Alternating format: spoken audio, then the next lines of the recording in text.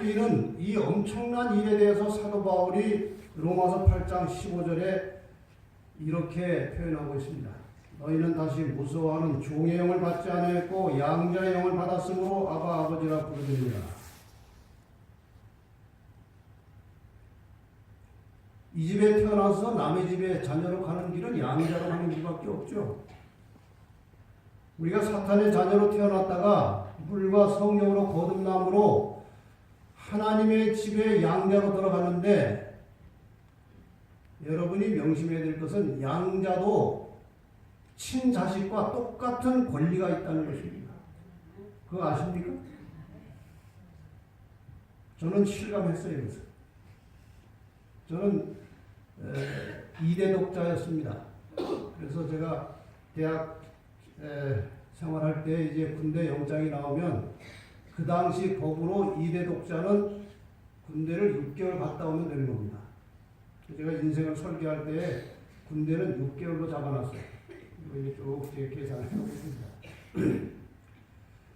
근데 삼육대학의 신학과에서 이제 뭐 교련을 갔다가 이제 그 군에서 집총을 우리가 거부하는 바람에 교련이 이제 혜택을 못 받고 다 나이가 된 학생들은 갑자기 다 이제 입대를 하게 됐어요. 저도 영장이 나왔는데 2달 후에 가게 된 거예요. 갑자기 나왔어요. 그래서 저는 이제 그 2대 독자로서 6개월 군복무하는 수속을 밟기 위해서 제 본적지인 영등포 구청에 가서 이제 수속을 밟으러 갔습니다. 근데 담당자가 제 이름 보고 이렇게 서류를 뒤적거리더니 당신은 2대 독자가 아니고 1대 독자입니다. 그래요. 왜 그렇습니까? 당신 아버지 호적에 아들이 둘입니다. 그래요. 그럴 리가 없거든요. 저희 할머님이 40이 될 때까지 딸만 셋 놓고 아들이 없었어요. 40 넘어서 저희 아버지를 낳으셨어요. 그리고 더 이상 자녀가 없어요. 그러니까 제가 2대 독자 맞잖아요. 근데 할머님이 40이 넘어도 이제 아들이 없으니까 우리 아버지 낳으시기 직전에 양자를 하나 들여놓은 거예요. 호적에다가. 그러니까 이게 아들이 둘인 겁니다. 우리 아버지 호적에 아들이 둘이 낳긴 하나밖에 안 낳는데 양자로 하나 누가 더 놓은 거예요. 그래서 제가 하늘이 노랗더라고요. 야 이거 그래서 제가 물었죠. 이거 지울 수 없습니까? 난 분명히 2대 독자인데. 그랬더니 당신이 20살 되기 전에 지워야 하고 재판을 해야 된다. 재판을 해서 20살 되기 전에 지워야 하고 20살이 넘으면 그것은 군대를 기피하기 위한 목적으로 고치는 거기 때문에 안 된다는 거예요. 그래서 꼼짝없이 3년 갔다 왔습니다. 제가 그때 이 양자라는 게 얼마나 법적으로 권한이 있는지를 실감나게 깨달았어요. 양자도 아버지의 재산을 받을 수 있는 상속권이 있는 것입니다. 맞습니까? 네. 바로 그 원리로 우리가 예수님이 우리의 형제 되셨고 예수님은 하나님의 자녀잖아요. 우리가 그 집에 양자로 들어갔기 때문에 예수님과 우리가 형제가 되는 겁니다. 법적으로. 예수님이 하늘을 상속받은 것처럼 우리도 하늘을 상속받을 권리가 있는 거예요. 그리고 여러분 양자가 그렇게 쉽게 빠져나갈 수 없어요. 여러분 너무 쉽게 하나님이 우리를 떨쳐버린다고 생각하지 마세요. 하나님은 어떻게 해서라도 우리를 붙들고 싶은 분이에요. 회개하면 들어와라. 죄지면 죄 졌어 너 나가. 이렇게 하지 않아요. 웬만하면 하나님께서 우리를 구원하시려고 하시는 분이에요. 아멘. 그러니까 항상 하나님의 자녀로서 자부심을 가지고 사시길 바랍니다. 하나님의 자녀가 되었어요.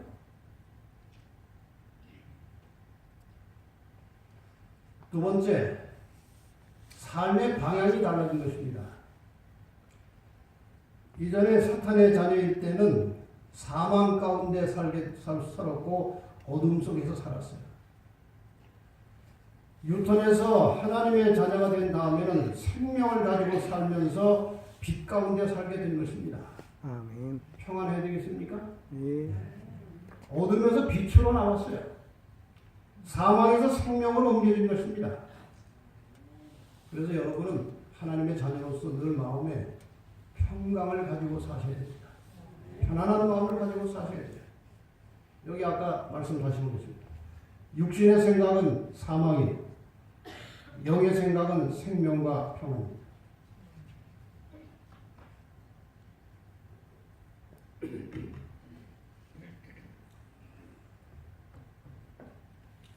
예수께서 가라사대 나는 부활이요 생명이니 나를 믿는 자는 죽어도 살겠고 무릇 살아서 나를 믿는 자는 영원히 죽지 아니하리니 이것을 내가 믿느냐. 우리 속에 생명이 있고 평안이 있는 것입니다. 세 번째, 인생의 가치관이 달라졌습니다. 우리를 불안하게 만들고 자주 근심하게 만들고 불쾌하게 만들던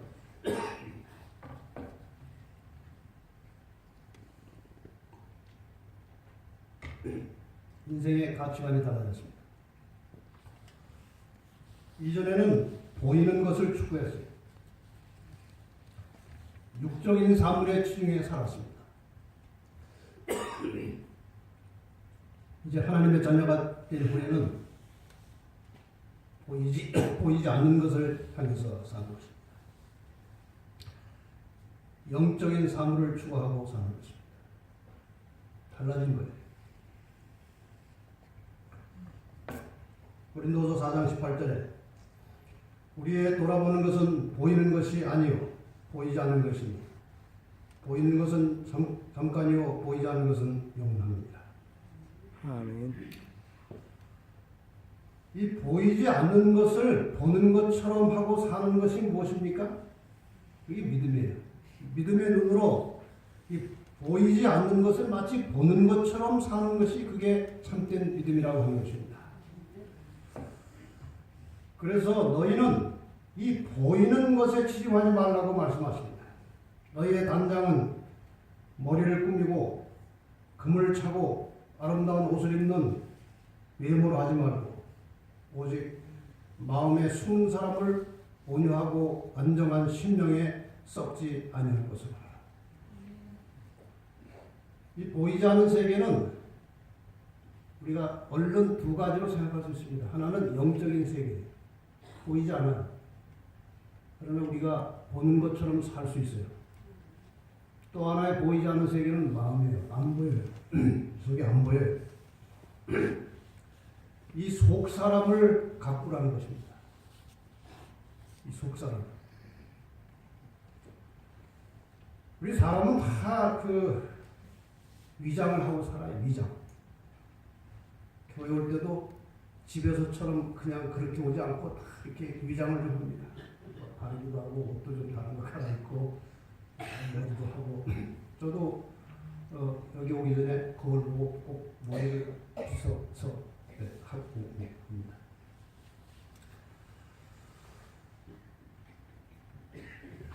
대체로 사람들은 눈에 보이는 것을 추구하고 살아요. 그러나 거듭난 사람들, 하나님의 자녀가 된 사람들, 영의 세계에 들어간 사람들은 보이지 않는 것을 추구한다는 것입니다.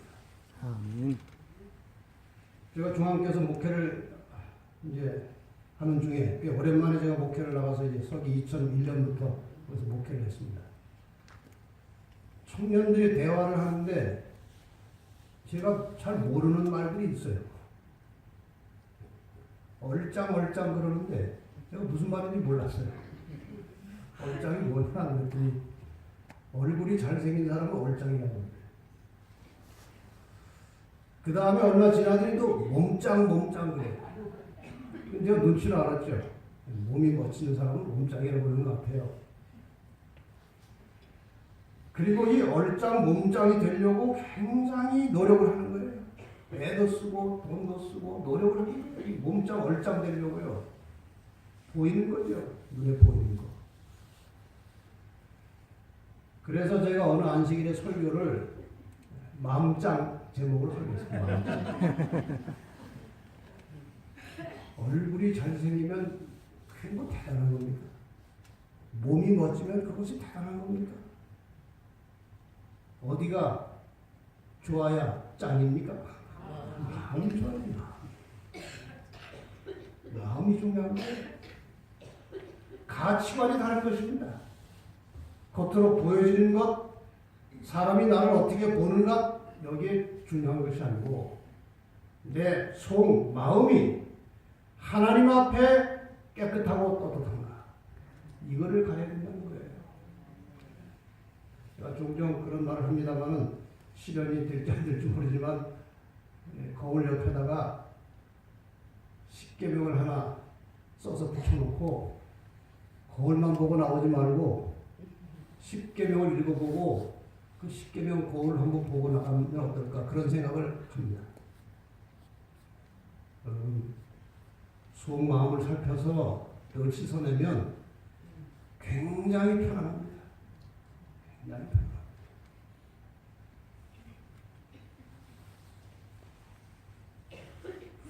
사도 바울이 그 경험을 했죠.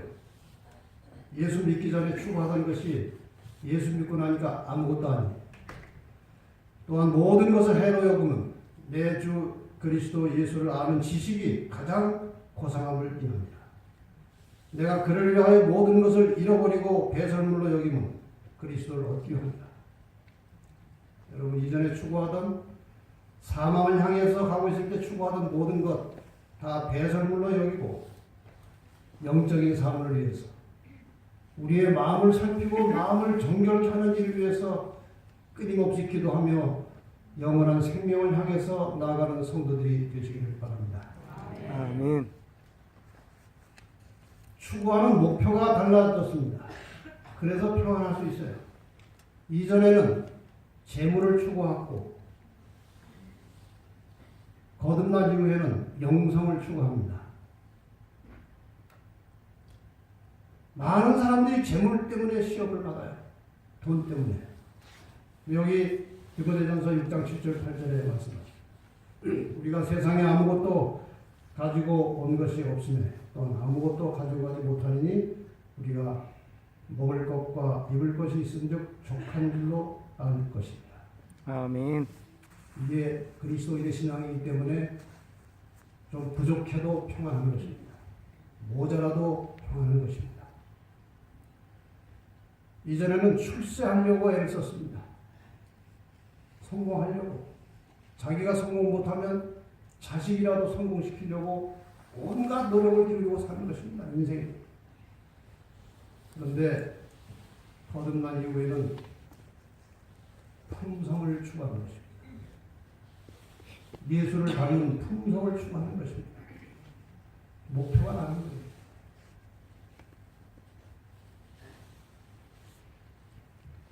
오직 성령의 열매는 사랑과 희락과 화평과 오래 참음과 자비와 양선과 충성과 온유와 절제니 이 같은 것을 금지할 법이 없느니라.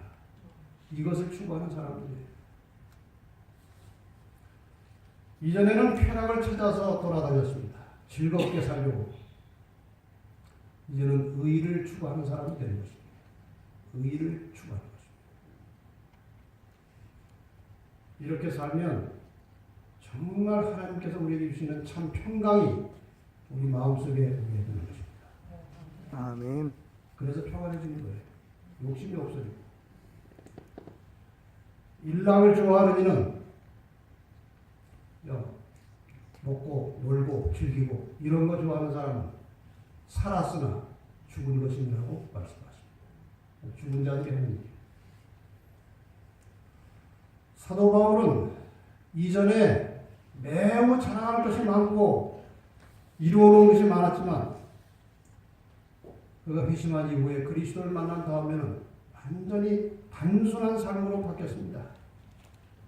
그러므로 내가 다름질하기를 향방 없는 것 같지 아니하고 싸우기를 허공을 치는 것 같지 아니하여 내가 내 몸을 쳐 복종하게 함. 내가 남에게 전파한 후에 자기가 도리어 버림이 될까 두려워합니다. 사도 바울이 회심한 이후에 살아가는 중요한 두 가지 삶의 목표가 있었는데, 하나는 자기를 쳐서 자기와 싸워서 자기를 이기는 거죠. 그 다음에 복음을 전하는 두 가지를 위해서 사도 바울은 인생을 걸고 살았어요. 제가 이 두 가지 문제는 굉장히 중요하기 때문에 금요일 날 아침 시간에 직원들 복음 시간에 다시 좀 말씀을 드리겠습니다. 사도 바울이 이전에 자랑하고 추구하던 모든 것 다 배설물로 여기고 다 버렸습니다. 그리고 오직 두 가지, 자기와 싸우는 것, 그리고 복음을 전하는 일을 위해서 살았습니다. 이 사도 바울의 인생의 목표가 여러분의 인생 목표가 되기를 바랍니다. 아멘. 늘 그리스도인은 자기하고 싸우는 거예요. 이건 제가 그냥 이 사도 바울의 이 성경절을 보고 그저 만들어낸 말인데 한번 따라해 주시면 감사하겠습니다. 자기와 싸우지 않은 사람은, 자기와 싸우지 않는 사람은, 중요합니다. 다시 한번 하겠습니다. 자기와 싸우지 않는 사람은 자기와 싸우지 않는 사람은 남하고 싸운다. 남하고 싸운다. 여러분, 절대 다른 사람하고 싸우지 마시고 자기하고 싸우시기 바랍니다. 아멘. 성령의 능력으로, 성령의 지도를 따라서 자기하고 싸우는 사람들이 승리하는 사람들이에요.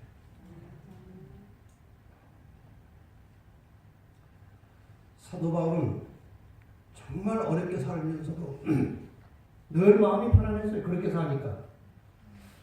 사도 바울이 빌립보에서 옷 벗기고 찢기고 매맞고 감옥에 들어갔습니다. 빌립보에서. 그런데 감옥에 들어가서도 어떻게 살았어요? 밤중쯤 되어 바울과 실라가 기도하고 하나님을 찬미하며 제수들이 듣더라. 이게 얼마나 멋있는 생각입니까? 예수 믿고 예수님 전하다가 잡혀가지고 옷 벗기고 찢기고 매맞고 감옥에 들어갔어요. 원망할 만하죠. 하나님, 제가 이렇게 열심히 일했는데 저를 왜 감옥에 집어넣습니까? 저를 왜 못 살려주십니까? 그런데 바울과 실라는 이런 상황에서 감옥에 들어가서도 기도하고 하나님을 찬미했다고 했어요.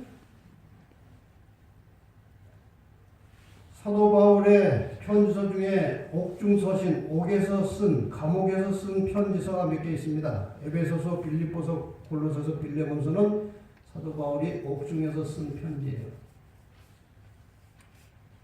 근데 여러분이 내용을 보시면요, 주로 무슨 내용인지 아십니까?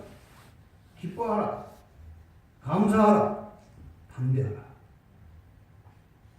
이게 얼마나 멋있는 그리스도인이에요. 여러분,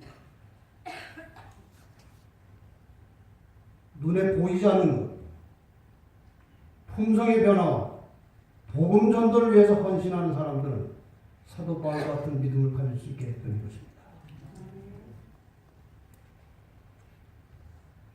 우리 재림 청년들이 한동안 안식일 문제로 군입대했다가 안식일 문제로 형무소에 많이 갔습니다.